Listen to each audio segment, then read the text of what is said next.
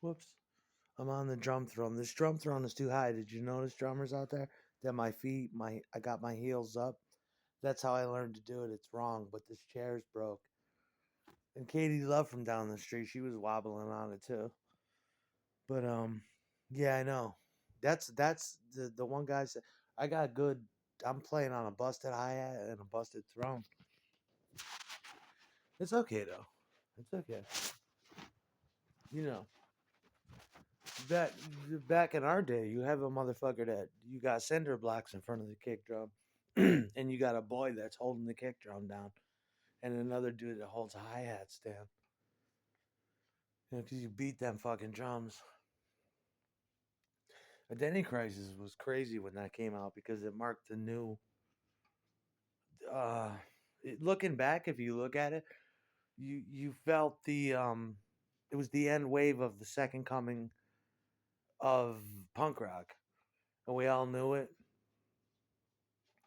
But just the way that record, the way the songs are, the way it was recorded, especially the way it was sequenced and mastered and compressed and put together, extra TLC went into that from the Japanese cover. I don't even know what that means, but it was hot pink, lined in silver, with black in the background, and the title wasn't visible, but it was called Identity Crisis. And I wish I got it properly. I got my first copy of it was a warped copy from my bass player. It was warped on his dubbing deck. But I'm not pleased with certain aspects of it. I'm not gonna say, but it was Henry's. I think it was, or wasn't it, or it might have been just Tom. I'm not. I don't even remember. No, Henry might have been on it from the beginning. Like Marilyn Manson was really popular then, and then from the beginning of Identity Crisis, it gave you a vibe of like beautiful people because it was MIDI drums. John Delahanty did that one, I think, and you heard like MIDI drums that were going, and it was just, and eventually that record made its way to vinyl, which is fucking scary. There was a magic. Jamie was on it. That's a magic. I always forget that too. I totally always forget that. I just remember him from live. But yeah, that record there's got magic on it. When I start on drinking, I seldom often do, but when I start on drinking, I can't stop thinking of you. I got me here a bottle. I wish I had me too. But when I start on drinking, I can't stop thinking of you. Shit like that. Indecision is definitely the one that gives me straight up icy cold chills up my spine, down my forearms, hair standing up like a werewolf. And whew, it's just over the top. It's like if you what I am I've never done it, but if I imagine like slamming speed might sound like that. And it was sequenced of where like tracks 1, 3, 5, and 7, in a perfect. I don't even think they realized it either. It was like a sophomore. I think they got the impression it was a sophomore slump, but when you heard it, and the thing I liked about it then is there was secret tracks, and there was a thing like hidden tracks. You can do it on cassettes. You can do it on CD. You can. Oh, don't die on me. You can do it on record. Um, I'm not sure where. I think if you bought their CD, the Trauma School Dropouts Identity Crisis, you could hear the last track, track 15 or 16, maybe. I don't know. I've been through a lot of copies of the fucking thing, and it'd be like, "Welcome to Albany," and guess what? This city sucks, and that was pretty much it.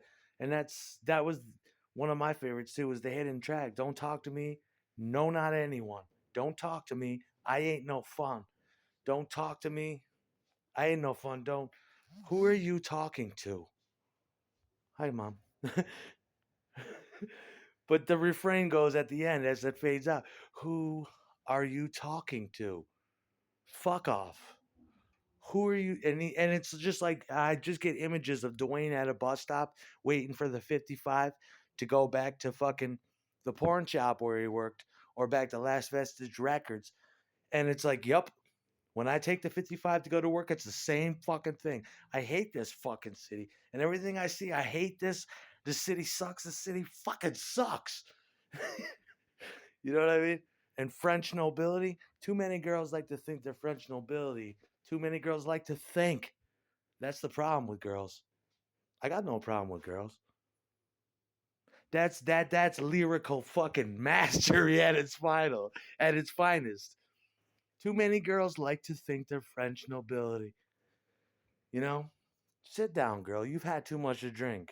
If you had your way, you'd start a fucking riot. You know what I mean? Those are lyrics. And he always had them. And it was impossible writing next to Dwayne. Years ahead of his time. And he knew it too. He knew it. You come up to him, he's got a big feather fucking peacock with inkwell, and he's like, I'm writing lyrics. Yeah. Yeah. That it would that now that's a reason to do shit, you know? I can go on forever about that. But I had been playing with Dwayne since the days of Plaid. You know what I mean? That stereo guitar Plaid shit before punk rock came back. We didn't have we all listened to punk, so did Dwayne, but there was no you, you wouldn't dream of making a punk band then. Plaid was the closest thing that we all had. I'm like 5 or 6 years younger than him, so I was doing pay to play about the time he was there, and he would play on Friday night. I'd play on Saturday, and then when you come to the club on Saturday, there'd be flyers everywhere, and you go on stage, you bring your shit. I'd go up to I'd go up on the right where I always stand, and that's where Dwayne stood. So I pick up his set list. Sometimes they'd be ripped up, and I glue them back together. You know, that's how I. There's just not enough time to even talk about that shit.